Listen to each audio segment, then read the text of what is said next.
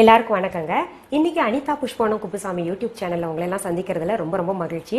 நிறைய பேர் கமெண்ட் பாக்ஸ்ல வந்துகிட்டு எங்களுக்கு மரு நிறைய இருக்கு, முகத்துல மரு இருக்கு, கண்ணை சுத்தி மரு இருக்கு, கழுத்து பகுதியில மரு இருக்கு, இதுக்கு ஏதாவது ஒரு ரெமெடி தீர்வு சொல்லுங்க அப்படின்னு சொல்லிட்டு நிச்சயமா பாத்தீங்கன்னா மருவுக்கான தீர்வு ரொம்ப கால தாமதம் எடுக்குங்க. அதுக்காக நீங்க மனம் உடைஞ்சிடாதீங்க. நான் சொல்றத வந்து ரெகுலரா கண்டினியூஸா பொறுமையா செஞ்சுட்டு வந்தீங்கன்னா நிச்சயமா அது தீர்வு கிடைக்குங்க. இப்போ பாத்தீங்கன்னா அந்த காலத்துல எல்லாம் என்ன பண்ணுவாங்க, என் தங்கைக்கு சின்ன வயசுல மரு இருந்ததுங்க. அப்ப என்ன சொல்லுவாங்க, பெரியவங்க எல்லாம் என்ன சொல்லுவாங்க, இந்த குதிரை வால் முடி எடுத்து மருவுல கட்டி விடுங்க, கட்டிட்டே வந்தீங்கன்னா தானா கொஞ்ச நாள்ல அது உதிர்ந்துரும். உண்மையா அப்படி மரு உதிர்ந்துருச்சு. அது பாத்தீங்கன்னா அந்த மருவை சுத்தி அந்த குதிரை வால் முடிய கட்டுவாங்க, முடிச்சு போட்டு விட்டுருவாங்க. இரவு தூங்கும் போது முடிச்சு போட்டு விட்டுட்டு அப்படியே வருவாங்க. கொஞ்ச நாள்ல பாத்தீங்கன்னா அது தானா உதிர்ந்துரும். அந்த மாதிரி வந்து இருந்தது அந்த காலத்துல. நான் கண்கூடா இந்த வைத்தியத்தை நான் பார்த்தேன்.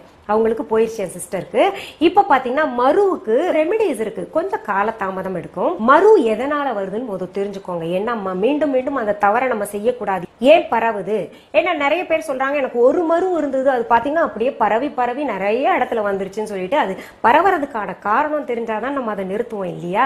ஒரே ஒரு டவல் இருக்கும், அந்த டவலை வந்து ஃபேமிலியில எல்லாருமே பயன்படுத்துவாங்க, எனக்கு ரொம்ப வியப்பா இருக்கும். அதனால கூட மரு வரும்னு சொல்றாங்க.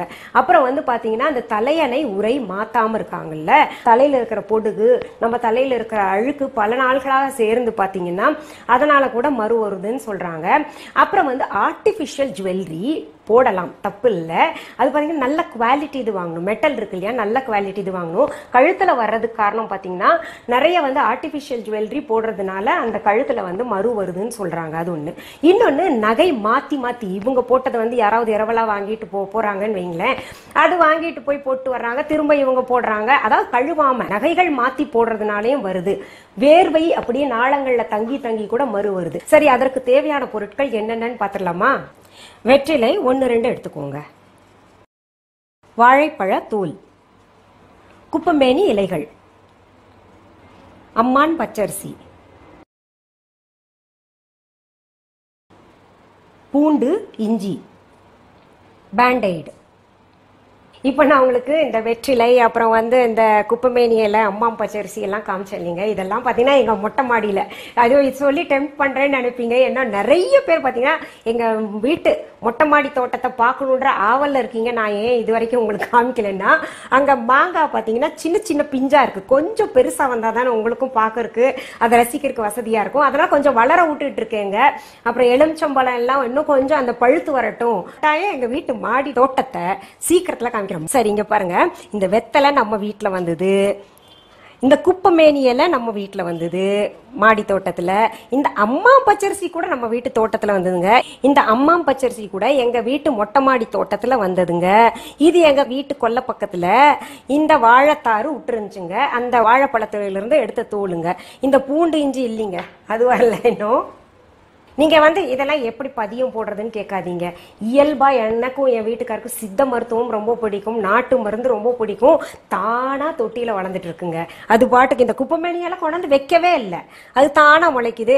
இந்த அம்மா பச்சரிசி வைக்கவே இல்லை, தானா வருதுங்க. ஆனா இந்த வாழை மரம்லாம் நாங்க நட்டோம். இந்த வெத்தலை தாங்க, நீங்க நம்ப மாட்டீங்க, நான் காமிக்கும் போது நீங்களே பாப்பீங்கல்ல, கிட்டத்தட்ட அப்படியே நிறைய, அதாவது கீழே ஃப்ளோர்ல போட்டவங்க மேல செகண்ட் ஃப்ளோர் எல்லாம் தாண்டி அப்படியே மேல போய்கிட்டே இருக்கு. அது பாட்டுக்கு அவ்வளவு அழகா நல்லா வளருது. சரி, இப்போ இது வந்து உங்களுக்கு எப்படி பயன்படுத்தணும்னு சொல்றேங்க.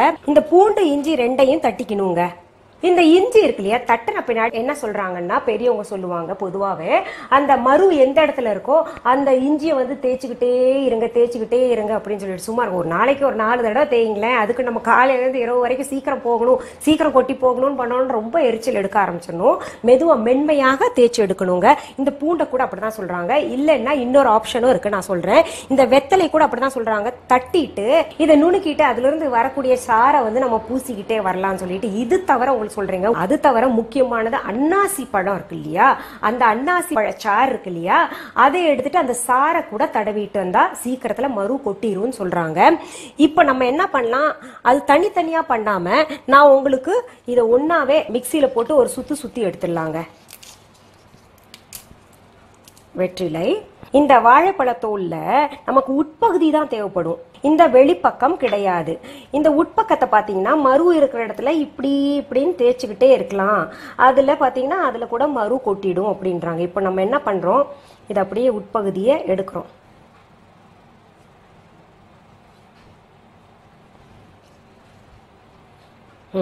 பாருங்க, நல்லா எடுத்தாச்சு. நம்ம அடுத்தது தூய தமிழ்ல சொல்லணும்னா அம்மான் பச்சரிசி. ஆனா நம்ம பழக்க வழக்கத்துல பாத்தீங்கன்னா கிராமத்துல எல்லாம் அம்மாம் பச்சரிசின்னு சொல்லுவாங்க. இது பாருங்க, இப்போ உங்களுக்கு எப்படி தெரியுமா, இதை நம்ம பிச்சோம்னா ஒரு விதமான பால் வரும். பாத்தீங்களா, இந்த பால் வருது இல்லையா, இதை வந்து டைரக்டா மரு இருக்கிற இடத்துல, இங்க மரு இருக்குன்னு வைங்களேன், இங்க இப்படி போட்டுக்கணும். இன்னொரு இடத்துல மரு இருக்குன்னா அங்க இப்படி போட்டுக்கணும். இது தொடர்ந்து போட்டு வர்றதுனால நமக்கு மரு வந்து சீக்கிரத்துல மறைஞ்சிரும் அப்படின்னு சொல்றாங்க. இன்னொன்னு, காலாணிக்கு வந்து இந்த அம்மாம் பச்சரிசியுடைய பால் எடுத்து தடவி வர பாத்தீங்கன்னா காலாணி போயிடுங்க. ஆனா இது எங்க கிடைக்கும் இல்லையா, கிடைக்காது, ரொம்ப கஷ்டம். அதுக்கு அடையாளம் பாத்தீங்கன்னா இப்படி கணுவுல ஒவ்வொன்றுலயும் பூ இருக்கும். நிறைய கிராமங்கள்ல வளர்ந்து, எங்கேயாவது மொட்டை மாடியில் நீங்க தொட்டி எல்லாம் வச்சிருந்தீங்கன்னா பாத்தீங்கன்னா தானா வளர்ந்து கிடக்குங்க. நம்ம எதையும் வந்து அதோட அருமை தெரியாம அப்படியே விட்டுறோம். இப்ப என்ன பண்றோம், நம்ம இதுல பாத்தீங்கன்னா ரொம்ப பால் நமக்கு சேராது இல்லையா, அதனால இதையும் வந்து பிச்சு நம்ம இதுல போட்டுக்கலாங்க. அடுத்தது உங்க எல்லாருக்குமே நல்லா தெரியுங்க, குப்பை மேனி இலை. இது சருமத்திற்கு ரொம்ப ரொம்ப நல்லது. அதாவது ஸ்கின் ரேஷஸ், ஸ்கின்ல ஏதாவது ஒரு பிரச்சனை இருக்கு, ரேஷஸ் இருக்கு, அது போவே மாட்டேங்குது அப்படின்னா இந்த குப்பை மேனி இலையை பயன்படுத்துவாங்க. பொதுவாகவே கிராமத்துல என்ன பண்ணுவாங்க, ஒரு மஞ்சளும் குப்பை மேனி இலையும் வச்சுக்கிட்டு ஒரு நசுக்கிட்டு அதை பூசிப்பாங்க. இப்போ இந்த குப்பை மேனி இலை பாத்தீங்கன்னா கிராமங்கள்ல சொறி சரங்குன்னா போய் நம்ம எல்லாம் இங்க ஆயின்மெண்ட் வாங்குறோம், இல்ல ஸ்கின் ஸ்பெஷலிஸ்ட போய் பாக்குறோம், அப்படியெல்லாம் கிடையாது. அப்படியே போய் குப்பை மேனி இலை எடுத்துட்டு வருவாங்க, மஞ்சள் வைப்பாங்க, ஒரு தட்டிட்டு நசுக்கிட்டு அந்த சாறு எடுத்துட்டு அந்த சொறி சரங்கு இடத்துல பூச்சி கடிச்சிருச்சுன்னா அந்த இடத்துல தடவுவாங்க, காணாம போயிரும். அப்படி இயற்கையா வாழ்ந்துட்டு இருக்காங்க. இதெல்லாம் கிடைக்கிறது கஷ்டம், ஆனா முயற்சி பண்ணுங்க. ஒரு சின்ன கண்ணு கிடைச்சா கூட வாங்கி வீட்டிலே வளர்க்க பாருங்க. ஒரே ஒரு சுத்துதாங்க. இப்ப பாருங்க, நம்ம மிக்சி ஜார்ல எல்லா பொருளும் போட்டோம் இல்லையா, எல்லா மூலிகையும் போட்டோம்ல, அதை போட்டு இப்படி குறைன்னு அரைச்சுக்கணுங்க. இப்படிதான் இருக்கணும், 1க்கு 2 அரைச்சுக்கணும். ரொம்ப அரைச்சோம்னா அது கூழ் மாதிரி ஆயிட்டு தனித்தனியா ஊத்திக்கிட்டு இருக்கும். அதனால இப்படி விட்டுடலாம். இப்ப பாருங்க, இப்ப சப்போஸ் நீங்க கற்பனை பண்ணிக்கோங்க, முகத்துல இதுதான் முகம்னு வச்சுக்கோங்களேன், இந்த இடத்துல மரு இருக்குன்னா இப்படி கொஞ்சம் எடுத்துட்டு அந்த மரு மேல இப்படி வையுங்க. மறு மேல வையுங்க. இன்னொன்னு என்னன்னா, உங்களுக்கு இரவு நேரங்கள்ல இது வச்சுட்டு நம்ம பேண்டைடு போடணும். எப்படி நான் செஞ்சு காமிக்கிறேன் உங்களுக்கு, இருங்க. ஏன்னா காலையில் நீங்க வச்சுட்டு வேலை செய்யும் போது அப்படி உதிர்ந்து கொட்டிரும்.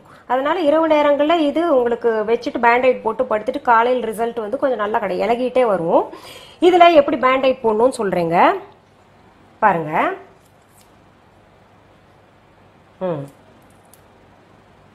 இப்படி போட்டு விட்டுருணுங்க. பேண்டைட் இப்படி போட்டு விட்டோம்னா அது அப்படியே இருக்கும், நகராது இல்லையா. காலை நேரங்கள்ல என்ன பண்ணலாம், பெரும்பாலும் உங்களுக்கு ஆலிவ் ஆயில் தடவிக்கலாம் மரு மேல. அதாவது உங்களுக்கு மரு இருக்கு, சீக்கிரம் கல்யாணம் ஆக போகுது, அதுக்குள்ள மரு போகணும் அப்படிலாம் நினைச்சீங்கன்னா எந்த விதமான ஒரு பாதிப்பும் இல்லாம நல்லா எடுக்கக்கூடியவங்க எனக்கு தெரிஞ்சவங்க ஒருத்தர் இருக்காங்க. அவங்களுடைய தொலைபேசி எண் வேணா டிஸ்கிரிப்ஷன் பாக்ஸ்ல நான் கொடுக்குறேங்க, போய் பார்த்துக்கோங்க. சரி, இது போன்ற ஹெல்த் டிப்ஸ் மற்றும் பியூட்டி டிப்ஸ், எங்களுடைய சமையல் நிகழ்ச்சிகள், பழமொழி கதைகள், எங்களுடைய பாடல்கள் மற்றும் பல நல்ல தகவல்கள் எல்லாம் தேவைப்படுமே. ஆனால் நீங்க எல்லாம் செய்ய வேண்டியது ஒன்னே ஒண்ணுதாங்க, அனிதா புஷ்பவனம் குப்புசாமி யூடியூப் சேனலை சப்ஸ்கிரைப் பண்ணுங்க. புதுசா சப்ஸ்கிரைப் பண்றவங்களுக்கு அந்த சப்ஸ்கிரைப் பண்ணும்போது நீங்க பாத்தீங்கன்னா ரெட் கலர்ல ஒரு பட்டன் காமிக்கும் இல்லையா, அதை அழுத்திட்டு பக்கத்திலேயே பாத்தீங்கன்னா கோயில் மணி மாதிரி ஒண்ணு காமிக்கும், அதையே தொட்டு விடுங்க. அப்பதான் பாத்தீங்கன்னா நாங்க என்னென்ன பதிவுகள் இனிமேல் போட போறோமோ அதெல்லாம் உங்க கவனத்துக்கு வந்து சேரும். இது தவிர டிஸ்கிரிப்ஷன் பாக்ஸ்ல போய் பாருங்க, அங்க எங்களுடைய யூடியூப் லிங்கை நாங்க கொடுத்துருப்போங்க. இதுக்கு முன்னாடி என்னென்ன பதிவுகள் நாங்க போட்டோமோ அது எல்லாத்தையும் நீங்க பார்க்கலாங்க. சில முக்கியமான பியூட்டி டிப்ஸ் லிங்க் கூட அங்க கொடுத்திருப்பேன், சமையல் tips link, health tips link எல்லாம் அதுல கொடுத்திருப்போம். சரி, மீண்டும் சந்திக்கலாமா? நன்றி, வணக்கம்.